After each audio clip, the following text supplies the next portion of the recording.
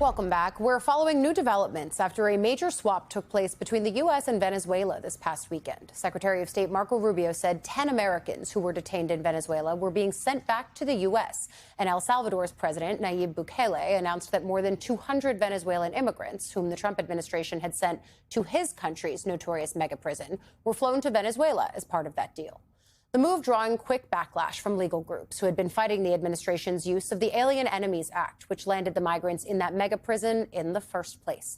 Joining us now, Lindsay Kozlowski, president and CEO of the Immigrant Defenders Law Center. Her group represents 8 men who were taken to CCOT. And NBC News legal affairs reporter Gary Grumbach. Gary, what more do we know about this arrangement? So this has been something that's been months in the making. We're told it went down to the wire by several senior administration officials. And we're told this is something that the folks that are in the hostage offices at the White House were directly involved in. What happened here was the 10 Americans that were in Venezuela that were wrongly detained there were sent to actually El Salvador before coming back here to the U.S. They got a quick photo op with President Bukele in El Salvador. He was very proud of being a part of this operation. And then they were sent to San Antonio Airfield. That's where there's a military base, and they're able to get some physical and mental health checkups after they're almost a year in Venezuela. Meanwhile, El Salvador sending the 200 Venezuelans that the U.S. had sent to CCOT back to Venezuela. Maduro is very pleased about this as well. They're seeing it as sort of a win for everybody here. Yeah, they're seeing it as a win. But of course, what does this mean for the migrants who had pending cases in the U.S. at the time that they were sent to CCOT in the first place, Gary? Where does the due process plea that we heard from lawmakers and advocates alike land now? So there was no due process that these individuals were getting while they were in CCOT to begin with. So it's been some time since they've gotten any due process whatsoever. It does seem like they are perhaps a little bit one step closer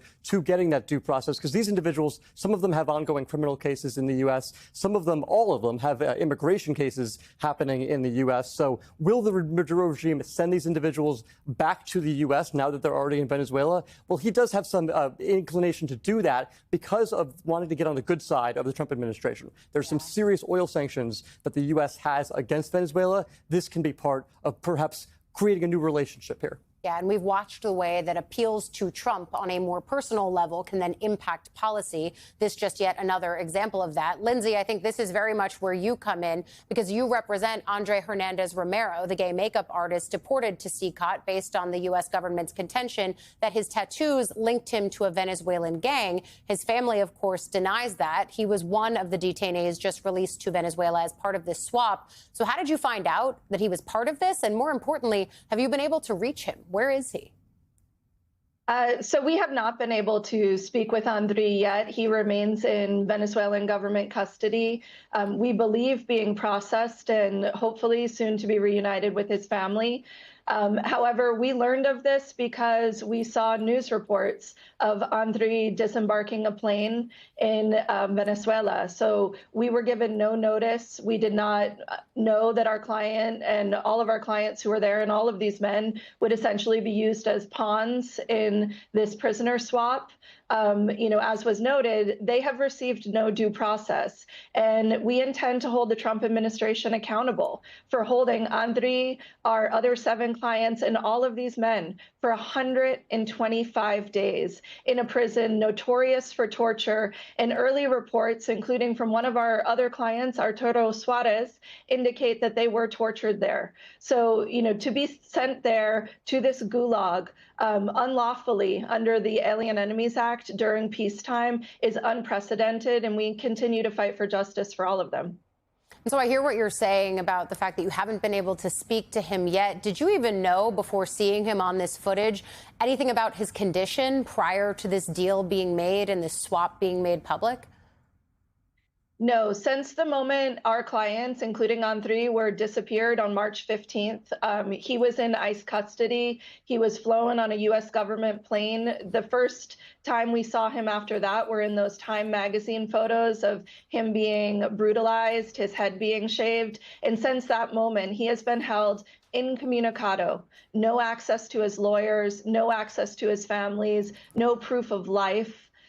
So this image of him disembarking the plane in Venezuela was the first time that we had seen or heard from him in 125 days. Yet at this point, we still have not been able to speak with him directly. We hope to be able to do that in the coming days to really learn for the first time since he was disappeared what he wants and what these other men want. At this point, they have gone through an ordeal that is really unprecedented in our history.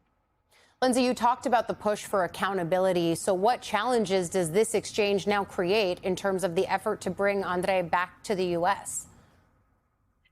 Well, at this point, the JGG versus Trump litigation is ongoing in D.C. around this case, around whether it was lawful at all for the Alien Enemies Act to be invoked. But what we know is that their due process rights were violated. However, what we don't know is how the Maduro regime will respond to these men being back in Venezuela, whether they will allow them free passage, even if a court in the United States says that they can come back, whether it will be safe for them to do so. So at this point, because of the actions of the Trump administration, first sending them to El Salvador, and now as part of a prisoner exchange, sending them to the country from which Andre and many others fled and sought safety in the United States. Their legal fate is unknown. And, I'll just remind everyone that Andre and many others were in the middle of their asylum proceedings. There was no order from a judge.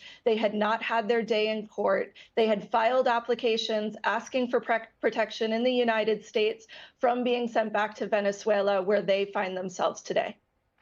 I think you bring something up that our viewers could understandably forget or not know in this very fast-paced environment, but that Andre came to the U.S. after fleeing Venezuela in the first place. And he told the U.S. government that back in Venezuela, he faced persecution because of his sexual orientation and his political views. So then what's the potential risks he's now facing now that he's been returned there? We actually don't know what the risks are for Andre or any of the other men. At this point, their cases have been very public as we have pled for their release from Cecot in El Salvador. They are known as seeking asylum in the United States. The Maduro regime is one that has persecuted people and, in fact, persecuted many of the men who were at the Cecot in El Salvador. So we do not know what will happen. At this point, we hope that some of the press that his case has received, because he has been, really championed around the world for the plight that he found himself in, that will provide some protection. But we're relying on the good graces of a government from which he fled. And that is all because he was sent there with no due process. He was not given the ability for an immigration judge here in the United States to say this person merits protection. In fact, we never got that day in court. On the day that we were supposed to go to court, he was disappeared to El Salvador with no due process.